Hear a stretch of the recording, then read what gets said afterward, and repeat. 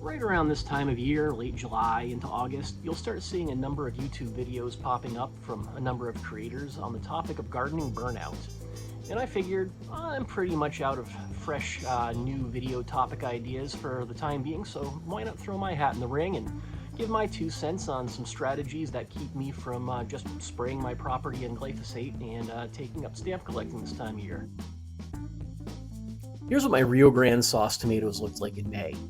Everything is all still neat and orderly. I've pruned off any branches that were dead. There's a nice airspace at the bottom of each plant.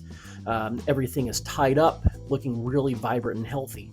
This was hours upon hours of work to get everything looking like this. Unfortunately, this did not hold. And here are the same plants in early July. As you can see, my string and stake method for keeping everything organized and supported wasn't really adequate. As the fruits got bigger and heavier, and as we got more than a few windy days, the plants really just collapsed. For whatever reason, they wanted to be on the ground, and I let them go.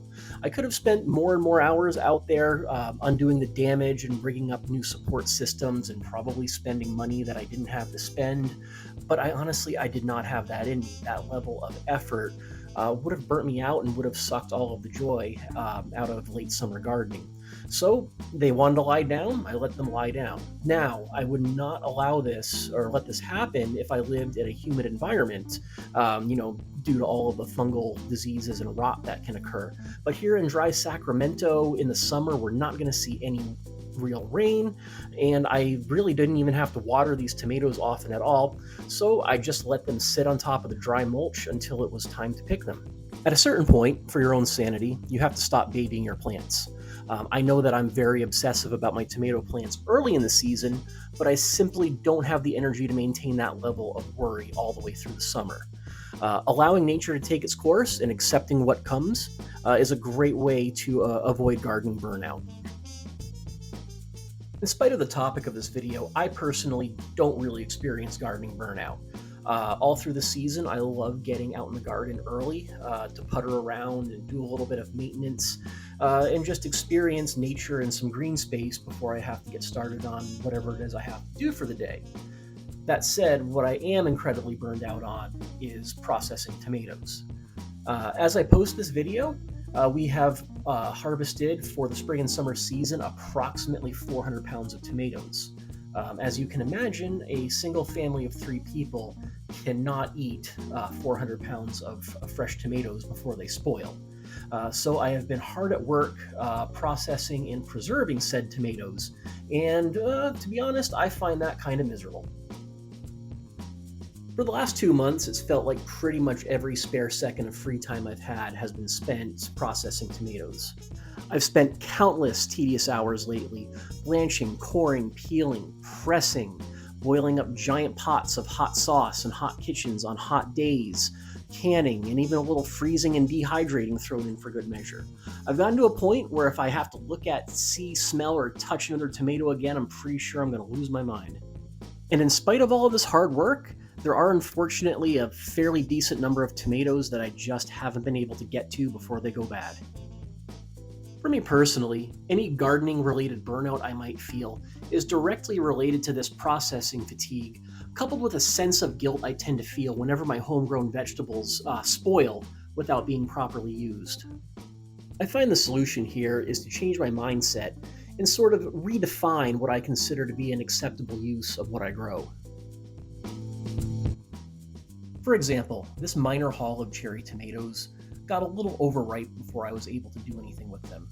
Yeah, we were able to eat some of them in salads, but I knew I wasn't going to have time to slice and dehydrate them, which is usually my go-to for excess cherry tomatoes, before they molded over and went fully bad. I knew I needed some other way to use these that wasn't a complete waste. So I decided to freeze them, making them into a nice icy cold treat for our poor chickens who have been real troopers for enduring this incredibly hot summer we've been having.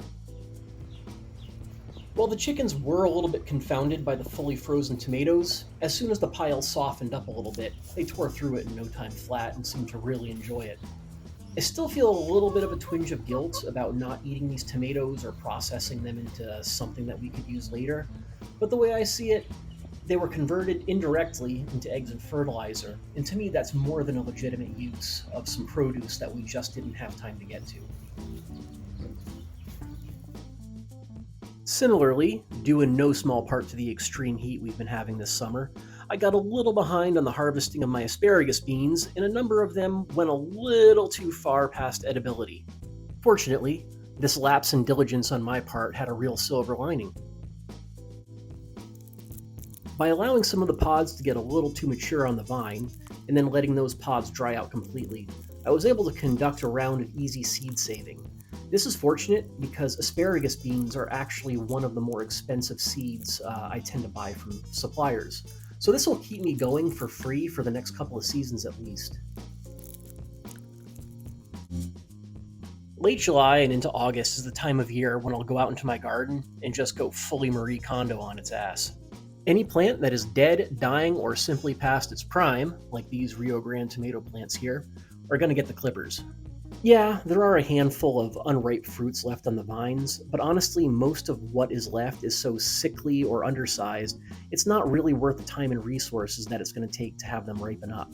I'll pull the ones that have already started to change color here and run those through a press at some point, or maybe make a green tomato relish, but I'm not going to let these continue to take up space when it's clearly time to pull them. Similarly, my Boston pickling cukes here took a real beating with all the triple-digit days we've had so far this summer, and I just don't see that this is ever going to make a comeback, no matter what I do to it. It's just taking up space at this point.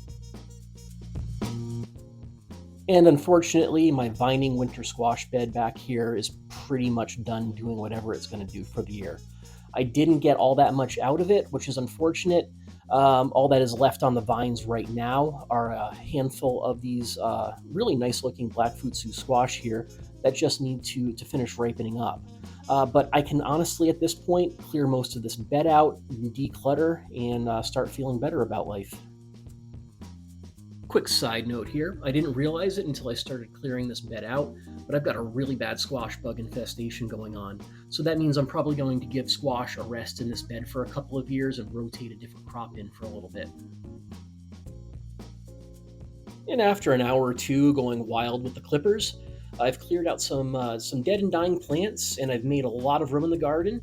And this is a very freeing feeling to declutter and get dead stuff out of the way. Anything that's not doing well, you get tired of looking at plants that have gone past their useful life.